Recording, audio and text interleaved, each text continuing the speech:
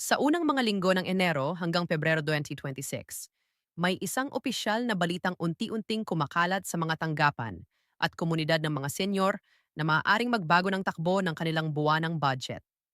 Marami ang nagtatanong kung totoo bang may bagong pensyon na aprobado, kung sino ang kasali, at kung bakit tila may mga pangalan na agad na napabilang sa listahan habang ang iba ay naghihintay pa rin ng kumpirmasyon. Ang mahalaga, ito ay hindi chismis at hindi rin haka-haka. May malinaw na batayan ng anunsyong ito at direktang konektado sa mga bagong patakaran na ipatutupad sa simula ng 2026. Para sa maraming senior, ang unang 2 buwan ng taon ang pinakakritikal. Tumataas ang gastusin, may mga bayarin mula sa nakaraang taon, at madalas ay dito rin nararamdaman ang kakulangan ng tulong pinansyal. Kaya ang balita tungkol sa isang bagong senior pension na maaring pumasok sa NFEB 2026 ay nagbibigay ng pag-asa at tanong sa parehong oras. Ito ba ay dagdag na benepisyo? Ito ba ay hiwalay sa kasalukuyang pensyon? O ito ba ay para lamang sa piling grupo ng mga senior na nakapasa sa bagong pamantayan? Sa video na ito, malinaw at diretsong ipapaliwanag kung ano talaga ang ibig sabihin ng opisyal. Paano nabuo ang listahan? At ano ang mga senyales na nagpapakita kung ikaw ay posibleng kabilang? Hindi ito tungkol sa pangako, kundi sa impormasyong dapat mong malaman bago pa man dumating ang susunod na payout cycle. Kung mahalaga sa iyo ang bawat piso ng iyong pensyon at ayaw mong maiwan sa mahahalagang update ngayong 2026, siguraduhing panoorin hanggang dulo. At bago tayo magpatuloy, paki-like ang video na ito para mas marami pang senior ang makarating sa tamang impormasyon sa tamang oras. Sa pagpasok ng 2026, maraming senior ang nagising na may halong pag-asa at pangamba. Pag-asa dahil may opisyal ng kumpirmasyon na may bagong senior pension na ipatutupad sa pagitan ng Enero at Pebrero. Pangamba. Dahil kasabay ng balitang ito ang tanong na paulit-ulit na bumabagabag sa isipan ng marami. Kasama ba ako? Sa panahong ito ng tumataas na presyo ng bilihin, gamot, kuryente at tubig, ang bawat dagdag na tulong pinansyal ay hindi lamang luho kundi isang pangangailangan. Kaya mahalagang maintindihan kung ano talaga ang bagong pensyon na ito, bakit ito inilunsad, at paano nito maaaring baguhin ang pang-araw-araw na buhay ng mga senior sa buong bansa. Maraming senior ang sanay na sa mga anunsyong nauuwi lamang sa pangako. May mga balitang lumalabas, nagiging usap-usapan sa barangay, sa social media o sa mga chat group, ngunit kalaunan ay nawawala rin. Iba ang sitwasyon ngayon. Ang bagong senior pension para sa NFEB 2026 ay dumaan sa formal na proseso at may malinaw na batayan. Hindi ito bigla ang ideya at hindi rin ito pansamantalang tulong. Ito ay resulta ng matagal ng pag-aaral sa kalagayan ng mga nakatatanda, lalo na ang mga umaasa lamang sa limitadong pensyon o wala talagang natatanggap na sapat na suporta. Sa loob ng maraming taon, paulit-ulit na lumalabas sa mga ulat na ang kasalukuyang pensyon ng maraming senior ay hindi na sumasabay sa tunay na gastusin sa araw-araw.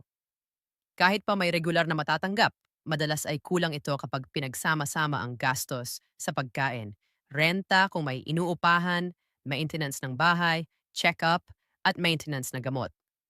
Marami ang napipilitang mangutang, humingi ng tulong sa mga anak na may sarili ring pamilya o magbawas sa sarili nilang pangangailangan. Dito nagsimula ang panawagan para sa isang bagong pensyon na mas tumutugon sa tunay na kalagayan ng mga senior. Ang Enero at Pebrero ay hindi basta-bastang buwan. Para sa maraming senior, ito ang panahong sinusubok ang kakayahang mag-budget. Kakagaling lamang sa mga gastusin noong Desyembre, may mga bayarin na naipon, at kasabay nito ang pagtaas ng ilang presyo sa simula ng taon. Kaya hindi nakapagtataka na piniling ipatupad ang bagong pensyon sa unang 2 buwan ng 2026. Layunin nitong magsilbing tulay, isang panimulang suporta upang hindi agad mabigatan ang mga senior sa pagsisimula ng bagong taon. Ngayon, pag-usapan natin ang pinakamahalagang bahagi, ang listahan. Maraming senior ang nababahala kapag naririnig ang salitang ito. Iniisip agad na baka may pili lamang, baka may palakasan, o baka naman kailangan ng koneksyon para mapasama.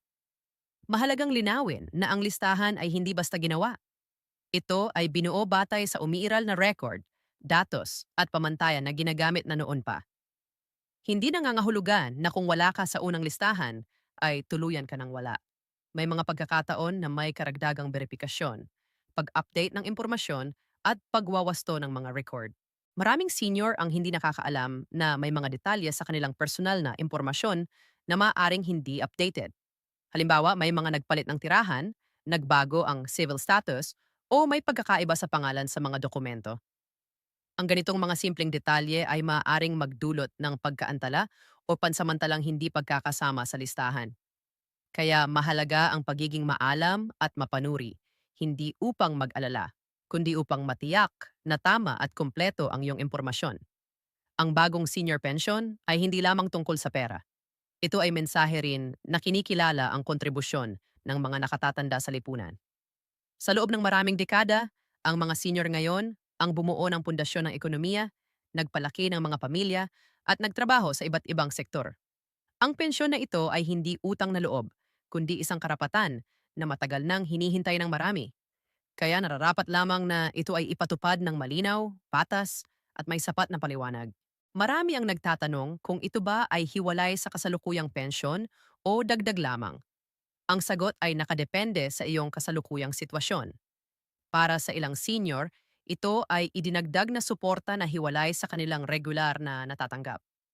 Para naman sa iba, ito ay bahagi ng pagsasaayos ng kabuuang pensyon upang mas umayon sa bagong pamantayan. Ang mahalaga ay hindi ito basta bawas o kapalit, kundi isang hakbang upang mas maging makatarungan ang sistema. Sa mga nakaraang buwan bago ang 2026, may mga pilot na pag-aaral at konsultasyon na isinagawa. Nakinig ang mga tagapagpatupad sa mga kwento ng senior na kailangang mamili kung bibili ba ng gamot o magbabayad ng kuryente. May mga nagsalaysay ng karanasan na umaabot sa puntong binabawasan ang pagkain para lamang may maitabi sa susunod na bayarin. Ang mga kwentong ito ang nagsilbing matibay na batayan kung bakit kailangang may bagong pensyon na agad na mararamdaman ang epekto sa unang bahagi ng taon.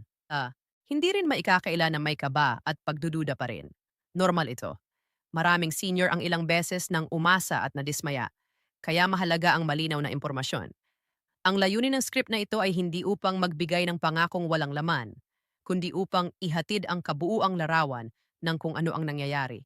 Bakit ito mahalaga at ano ang dapat mong gawin bilang isang senior na nais maging handa. Habang papalapit ang petsa ng implementasyon, unti-unti ring lumilinaw ang mga detalye.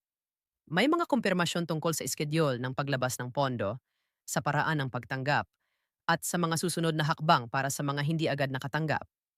Ang mahalaga ay huwag basta maniwala sa chismis. May malinaw na proseso at ito ay dahan-dahang ipinapaliwanag upang maiwasan ang kalituhan. Para sa maraming senior, ang salitang opisyal ay may bigat. Ibig sabihin nito ay may dokumento, may pirma, at may pananagutan. Hindi ito usap-usapan lamang. Kaya kung maririnig mo ang balitang ito mula sa mapagkakatiwalaang sanggunian, mahalagang pakinggan at unawain. Ang kaalaman ay proteksyon, lalo na sa panahong maraming maling impormasyon ang kumakalat. Isipin mo ang epekto nito sa araw-araw na buhay. Isang dagdag na halaga na maaaring magamit sa pagbili ng masustansyang pagkain, sa regular na check-up, o kahit sa maliit na luho na matagal mo nang ipinagkait sa sarili. Para sa ilan, maaaring ito ang magbibigay daan upang hindi na mangutang. Para sa iba, ito ang magpapagaan ng loob dahil alam nilang may inaasahang darating sa simula ng taon. May mga senior din na nagtatanong kung pansamantala lamang ba ito. Sa kasalukuyang impormasyon, malinaw na ang NEPEB 2026 ay simula pa lamang. May mga plano at pagsusuri na isasagawa upang malaman kung paano pa ito mapapahusay at mapapalawak. Hindi ito nangangahulugang tapos na pagkatapos ng Pebrero. Sa halip, ito ay unang yugto ng mas malawak na hakbang para sa kapakanan ng mga nakatatanda. Sa puntong ito, mahalagang banggitin na ang pagiging handa ay susi. Hindi sapat na umasa lamang. Kailangang siguraduhin na ang iyong mga dokumento ay maayos, ang iyong impormasyon ay updated, at alam mo kung saan lalapit kung may tanong o concern. Hindi ito upang magdulot ng stress kundi upang maiwasan ang hindi kinakailangang delay at kalituhan. Habang patuloy na nagbabago ang sistema, may mga senior na maaaring makaramdam ng pagkalito. Normal ito. Kaya ang pinakamainam na gawin ay manatiling nakatutok sa opisyal na impormasyon at umiwas sa mga balitang walang malinaw na pinanggalingan. Tandaan, ang maling impormasyon ay maaaring magdulot ng maling desisyon. Sa paglipas ng mga linggo, mas marami pang detalye ang lalabas. May mga paliwanag kung paano haharapin ang mga kaso ng hindi agad nakatanggap at kung paano ire-review ang mga aplikasyon or record kung kinakailangan. Ang mahalaga ay huwag mawalan ng pag-asa. Ang sistemang ito ay nilikha upang tumulong, hindi upang pahirapan. Para sa mga senior na matagal nang naghihintay ng ganitong uri ng suporta, ang 2026 ay maaaring maging bagong simula. Hindi nito mababago ang lahat ng problema, ngunit maaari nitong bawasan ang bigat na matagal ng pasan. At minsan, sapat na ang kaunting ginhawa upang muling makaramdam ng dignidad at kapanatagan. Sa huli, ang bagong senior pension sa NFEB 2026 ay higit pa sa isang anunsyo. Ito ay paalala na may halaga ang bawat taon ng iyong buhay, na ang iyong mga kontribusyon ay kinikilala, at na may mga hakbang na ginagawa upang masigurong hindi ka maiiwan. Kaya manatiling alerto, manatiling may alam, at huwag matakot magtanong kung may hindi malinaw. Kung ikaw ay isang senior o may mahal sa buhay na senior, mahalagang ipasa ang impormasyong ito. Mas maraming may alam, mas kaunti ang malilito. At kung sa tingin mo ay may halaga ang ganitong uri ng paliwanag at balita, ipakita ang suporta sa pamamagitan ng patuloy na panunood at pakikinig. Ang bawat kaalaman ay isang hakbang patungo sa mas maayos na kinabukasan para sa ating mga nakatatanda.